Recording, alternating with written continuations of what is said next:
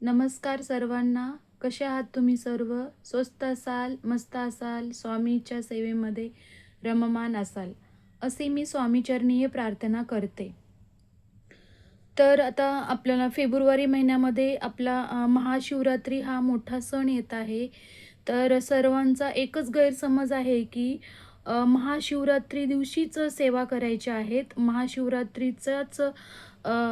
महाशिवरात्रीचाच दिवस हा शंकराच्या उपासनेचा अतिशय महत्त्वाचा दिवस मानला जातो.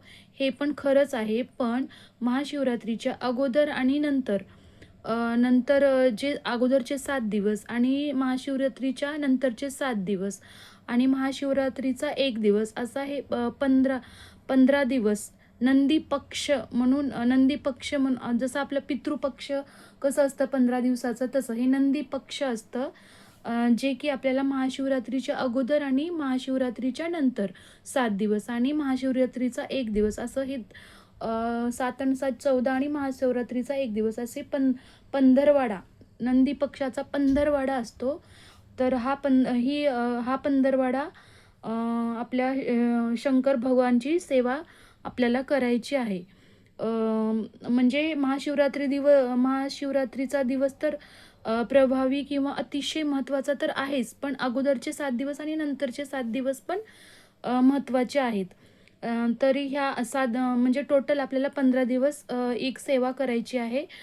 तर त्याचं फळ आपल्याला नक्कीच भेटणार आहे. कारण आपले भोले शंकर भगवान आहेत, तर ते अख्ख्या ब्रह्मांडाचं रक्षण करतात, अख्ख्या पृथ्वीचं रक्षण करतात आणि ते इतके भोळे साधे सरळ आहेत की आपण सहज त्यांना हाक दिली तर ते आपल्याला प्रसन्न होऊन आपलं म्हणजे सर्व जगाचं ब्रह्मांडाचं भलं करतात. तर आपण तर त्यांचे सेवकच आहोत, तर आपलं पण ते नक्की भलं करतील आणि त्यांची जी उपासना जी सेवा केली आहे त्याचं फळ आपल्याला ते प्रसन्न होऊन त्याचं फळ आपल्याला नक्की भेटेल.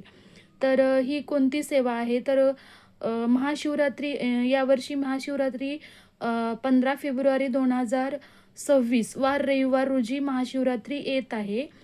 तर आपल्याला 15 दिवस कुठून चालू होणार आहे तर 8 फेब्रुवारी 2026 पासून ते 22 फेब्रुवारी 2000 पर्यंत हा नंदी पक्ष पंधरवाडा अ, सा सा सेवेसाठी साजरा केला जातो. तर ह्या पंधरवाड्यामध्ये आपल्याला 8/2/2026 ते 22/2/2026 पर्यंत आपल्याला ही सेवा करायची आहे.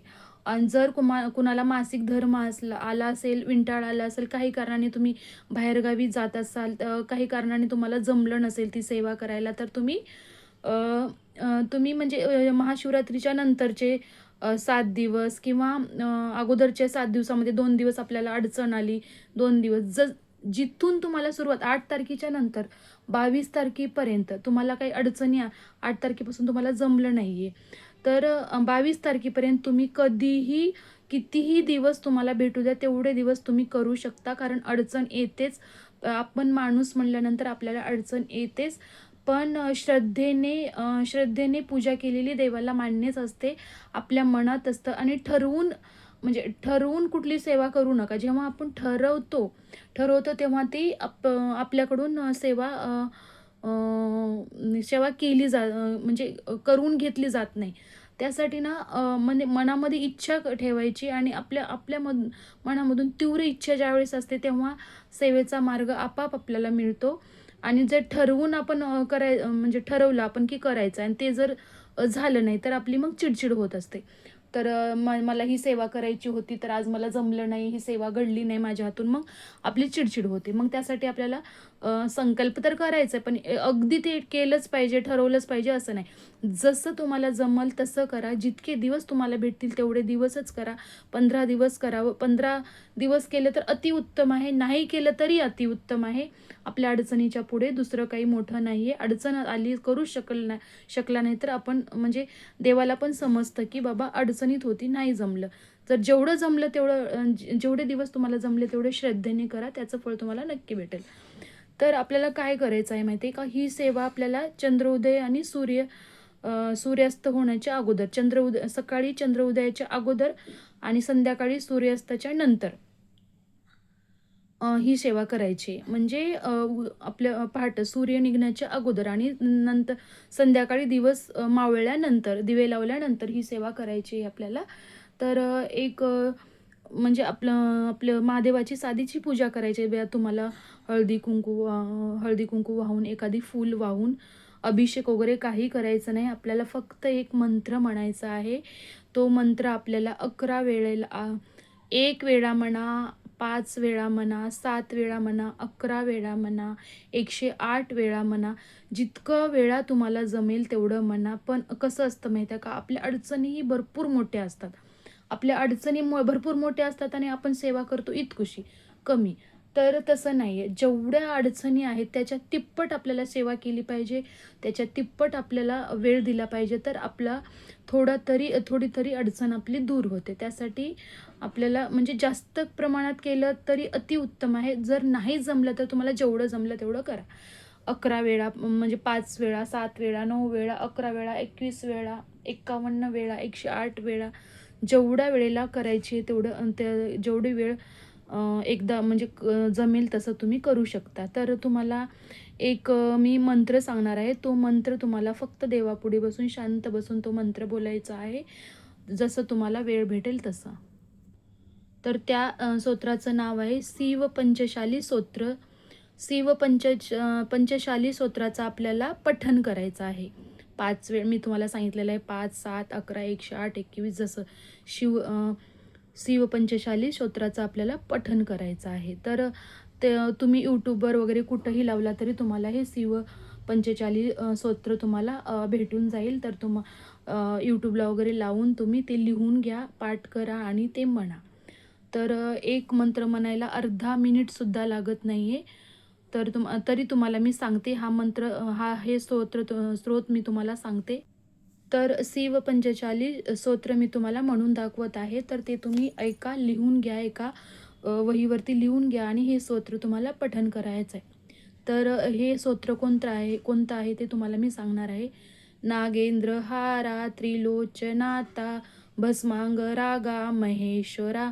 नागेंद्र हारा त्रिलोचनाता भस्मांग रागा महेश्वरा.